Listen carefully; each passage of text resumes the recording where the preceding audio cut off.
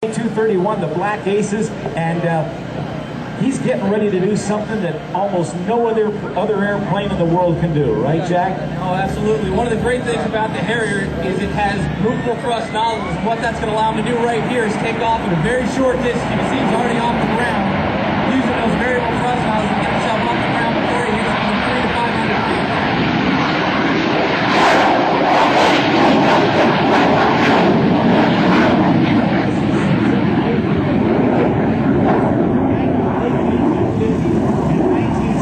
When the Harrier Aircraft Company in Great Britain was working on a vertical short takeoff and landing aircraft concept that used something called vector thrust. The thrust of the jet engine usually comes straight out the tailpipe, but in this case, the AV-8B Harrier and its predecessor back from the late 1950s and 60s, known as the P1127 Kestrel, was the first to vector the thrust and change the direction the exhaust gases were coming out of the jet engine to 90 degrees and actually to about 100 degrees. So that plus two nozzles in front of the wing with bleed air from the engine enables this airplane to take off and land vertically. From the left, ladies and gentlemen, from the Black Aces, here comes your United States Marine Corps AV-8B Harrier 2. Originally, this aircraft, the original Kestrel, was powered by a Rolls-Royce Pegasus engine that generated 10,000 pounds of thrust. But Jack, that thrust in technology has changed, and the AV-8B Harrier 2 has a lot more. Absolutely. Now the Rolls-Royce engine inside the Harrier 2 Plus is running about 23,400 pounds of thrust, which runs approximately 35,000 horsepower, which gives us a lot of extra advantage when we're out there supporting those Marines on the ground. Now, as it moves in from the right, as Patty comes in here, what are we going to see coming up? All right, what you're going to see coming up now is he's going to be coming in from the right at low altitude, high airspeed, and he's going to be doing the brake maneuver into the landing pattern. He'll come in here nice and low. You'll probably lose me for a second as he gets a little loud, but he's going to brake off to the right 90 degrees and get himself. He's going to begin to use the nozzles and the G on the aircraft to slow himself down to get into a landing configuration. This allows him to slow himself down from that high speed pass he just did in order to get into the vertical environment for landing you're going to see here shortly. Now, as he comes around, I noticed something under the wings as he turned away from us. There were a bunch of pieces coming down. Oh, before I get to that, coming down the line right in front of us, ladies and gentlemen, here comes Jill Rags Long. Way to go, Jill, the Ragged Edge. She'll meet you down by the South or Show Right Jumbotron in just a little bit. Now, coming back around, the Harrier has slowed down, but I noticed under the wings, Jack, there were some pieces sticking down under the wings. What are those for? Well, those pieces sticking down under the wings, what you're going to see, there are four nozzles that were used to slow down the aircraft. There's two behind the wing and two in front of the wing. Now, these move in conjunction with each other, controlled by the pilot in the cockpit, and they're going to slow him down and allow him to move from conventional flight on the wing, as he is now, into a vertical environment, moving the thrust of the aircraft to straight down below him. The idea of the Harrier was to develop an aircraft which could take off from unimproved surfaces vertically, but primarily its mission is to support the Marines on the ground. Absolutely, and one of the great advantages we have with the short takeoff and landing capabilities is that we can support the Marines on the ground from unimproved locations and expeditionary operations. Now, what you're going to see here coming in from the right, he's coming into a decel, which means he's slowing himself down into a hover. It's going to get a little loud. I'm going to lose you for a minute, but what you're going to see is, as he comes into the hover, he's going to maneuver the aircraft around using some exhaust air bleed out of reaction control system that we'll tell you about in just a minute. But here comes a demonstration from the AV-8B. It's the Harrier Ballet.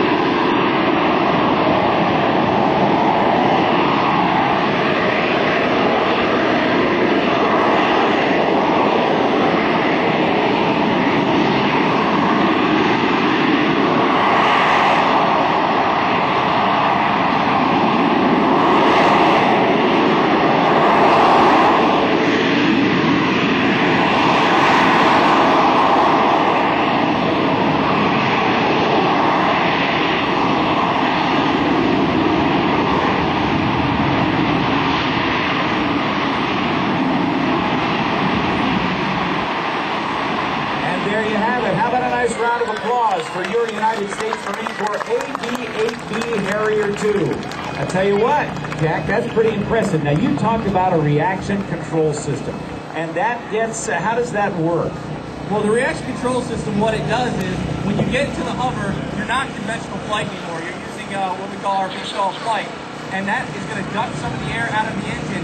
Most of it is going straight down to keep you hovering in the air, but it's going to move some of it out depending on what the pilot does in the cockpit and push it out either the left or right wing or under the nose or under the tail to help him manipulate. As you saw, he came in, was able to back up the aircraft, move left and right, and then even spin it around in a circle. So being able to do that is by using that reaction control and letting the air come out in different locations. This is really not unlike how the space shuttle changes its position while it's in space. It's the same sort of thing. They actually use the air as a mini thruster or a mini jet to change positions. Absolutely. It's very similar to that.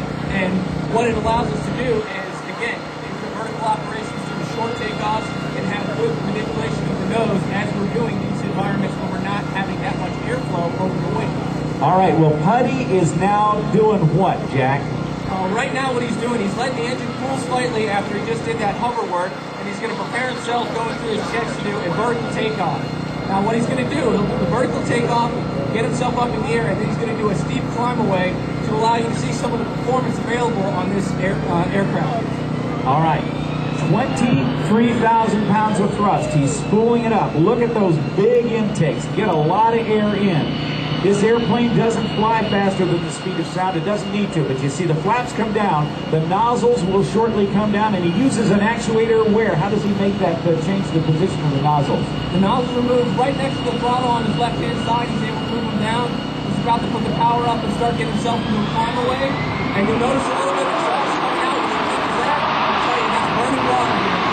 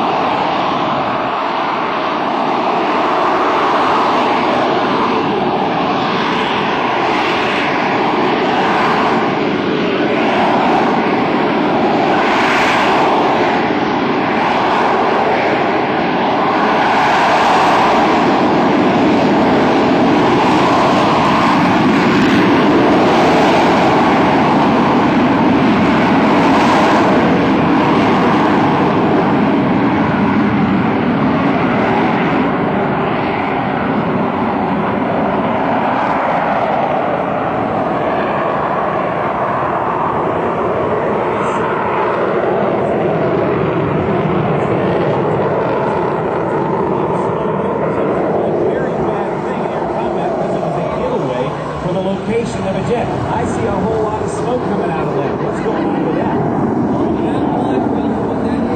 He has 500 pounds of water on the aircraft to allow him to have more performance on the engine.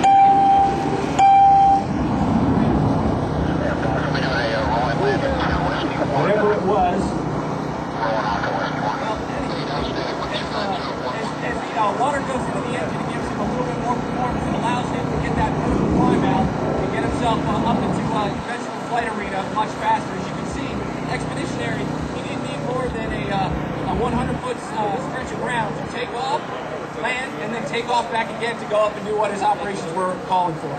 Absolutely incredible performance. Now, under the wings, there are some places where they can hang some weapons. Let's talk about a little about what kind of armament this aircraft has and can carry.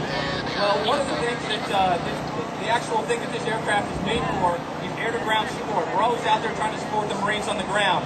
And in order to do that, we have a large number of ordnance that we can carry, almost anything conventionally in the U.S. arsenal. Primarily, we work with laser-guided munitions, precision-guided munitions, all kinds of ordnance, as well as 25mm guns. Now that 25mm gun, that's a little over, about an inch in diameter shell. That's pretty potent stuff, isn't it? Absolutely. Very effective when it is used in that way. Now, he's coming in right now for what's going to be called an RVL, a rolling vertical landing. It's slightly different than what you've just seen. Basically, he's using those nozzles to slow himself down to approximately 60 to 50 knots. And by slowing himself down that way, he doesn't need very much runway in order to roll out. He'll probably roll out a little longer just to give you a little bit of a show. But truly, he doesn't need any more than approximately 500 feet to stop the aircraft from coming in on this landing. 50 knots or 60 knots is just about 70 miles per hour. A nautical mile per hour is fast. They call it a knot.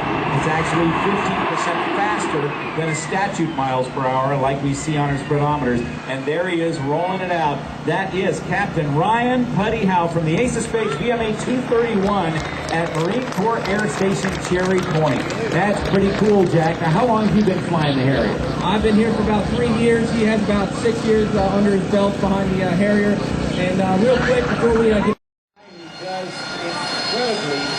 incredibly impressive live pictures from inside moving aircraft. Well, as they climb down, please step up to what they call the seniors out there.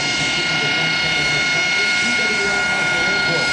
Operating Marshall, Thomas Hotel, System, Wi-Fi, Industrial Bank,